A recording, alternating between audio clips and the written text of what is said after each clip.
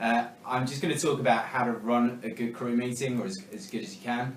I think the most important thing is understanding what the point of the crew meeting is. The crew meeting is giving direction for your crew, and in essence, your crew is a business that's building within your owner's business or in that office. So you've got to be the person that's giving direction to your guys and what your goals are and what your team goals are, because what you're looking to do is create a following for, in essence, the best guys to move with you to another city. So I've got a few bullet points I'm just going to give you. I think the most important thing before you go into a crew meeting is to have a plan on what you're going to talk about in your crew meeting. Whether that's the direction that you want to give your crew. It could be a weekly theme. What I typically did running crew meetings was I'd run a big crew meeting on a Monday, giving guys direction, finding out what their goals were for the week, and then on Friday I'd recognise people that hit their goals.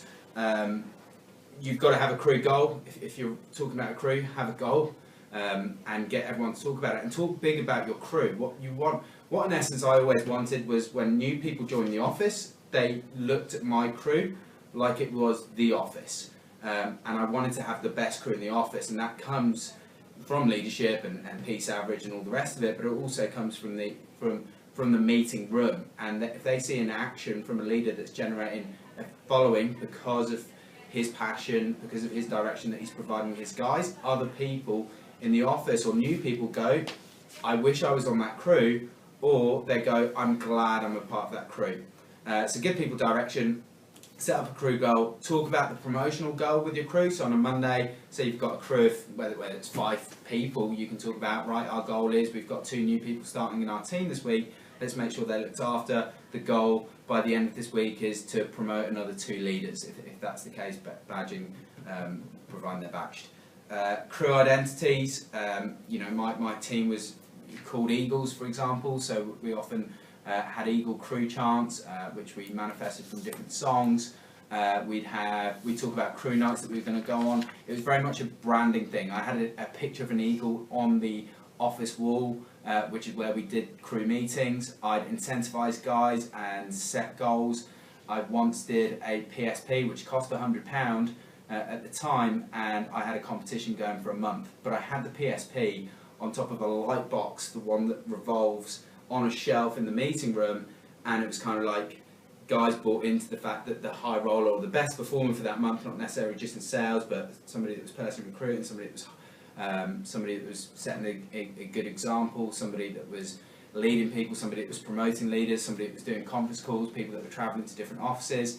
It wasn't just down to a sales goal, because I was trying to reward people that were looking to grow their business and people that were growing, and that person would win a PSP at the end of the month. And that £100 investment, well, it's going to help you build your business, which means that you'll get a return on that investment. And it's very little things. Alton Towers trips we used to set up with guys, which I've done before. I used to take guys to music festivals that we used to get tickets for on a weekend. That gives guys a buy-in, and you have to understand, that's somebody in my crew calling me, you have to understand that different people want different things and different rewards and different incentives. So crew chants we used to do, so at the end of every crew meeting we used to just sing an Eagles song. I'm not going to do it on camera because it's relatively embarrassing and you're not my crew.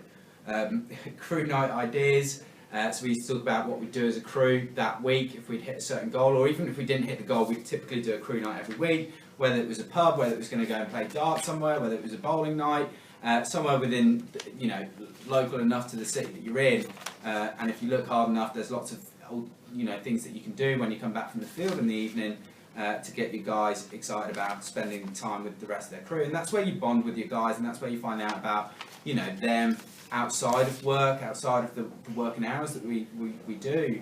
You can find out about their personal life, boyfriends, girlfriends, whatever it may be. And get to know people, get to know people's goals a little bit more, because if you've got a big team, you won't naturally get time one-on-one with everyone, so it's a great chance to build just a spirit and an identity, just I suppose as a football team would, and so on and so forth.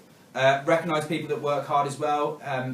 Again, your crew meetings have got to be you providing direction. It's got to be your morning meeting, the equivalent of the owner's morning meeting. It's got to be your morning meeting. in the office. So recognise people that have either, whether if you're having it on the Monday, people that have hit their goals the week before, people that you expect to hit their goals this week, people that are doing generally a good job. Again, it doesn't just have to be limited to a volume of sales. It could be somebody that's gone out and try to personally recruit people into their business. And I suppose the last thing is just talk about your goals and vision and where you're going.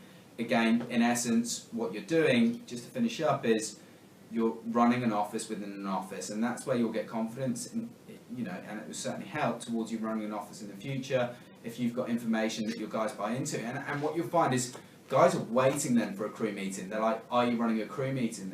It will often happen once you get into a momentum of running them, whether it's 1 guy, 5 guys, 10 guys.